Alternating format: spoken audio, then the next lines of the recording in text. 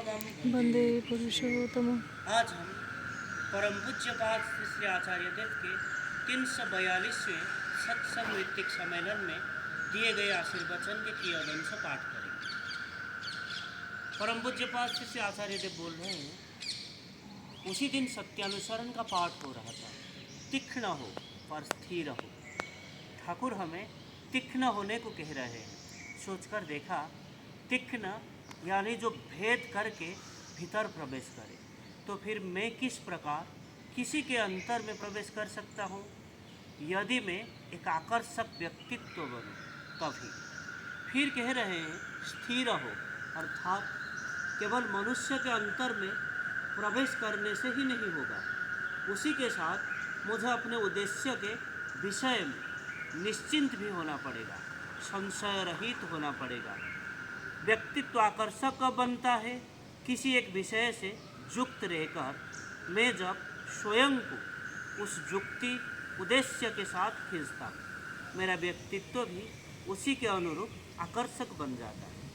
ठाकुर ने कहा, इष्टार्थ परायणता में जिसकी जिद होती है उनका व्यक्तित्व अटूट रहता है। तो फिर इष्टार्थ यानी कल्याणकारी किसी विषय में जुड़े रहने का प्रकाश जब तक किसी के व्यक्तित्व में दिखाई ना दे, तब तक वह एक आकर्षक नहीं बन सकता।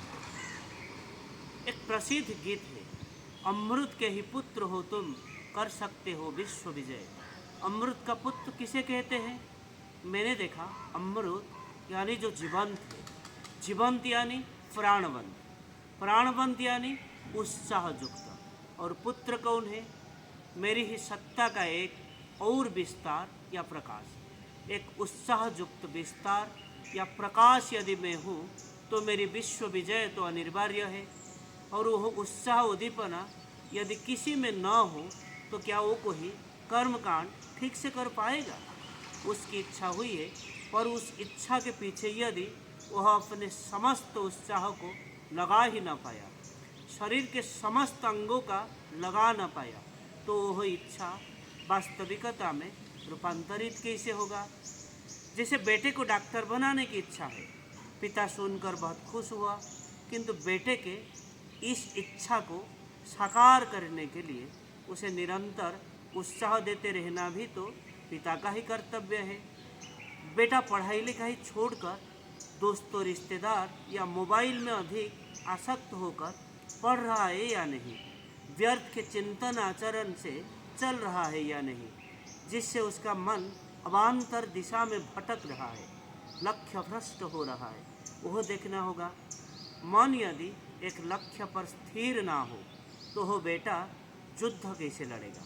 लक्ष्य जब तक निर्धारित ना हो तब तक कोई इच्छा साकार होना संभव नहीं है। सभी चाहते हैं जीवन के हर क्षेत्र में उपयुक्त बनना, एक पुत्र के रूप में, एक पति के रूप में, एक पिता के रूप में, एक व्यवसायी के रूप में मैं जैसे उपयुक्त बन सकूं। ठाकुर के ऋतिक के रूप में भी हम लोग उपयुक्त बनना चाहते हैं, और यह चाहत हमें हजार दबावों के बीच डाल देती है।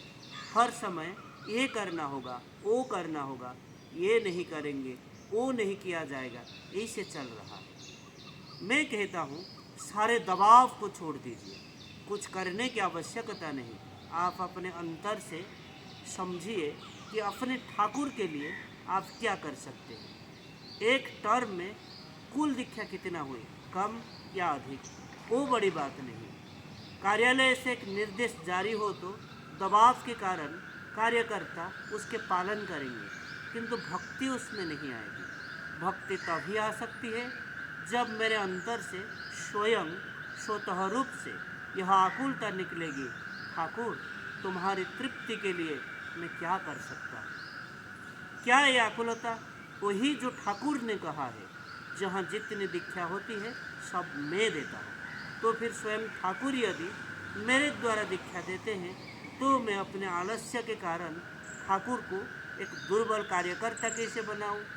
मैं तो तुमसे प्यार करता हूँ ठाकुर, तुमसे से कम प्यार करता हूँ, तो फिर तुम में दुर्बल कैसे करूँ? मैं तो ऐसा नहीं कर सकता। तो आज के लिए इतना ही। वंदे पुरुषोत्तमम। वंदे पुरुषोत्तम। जय।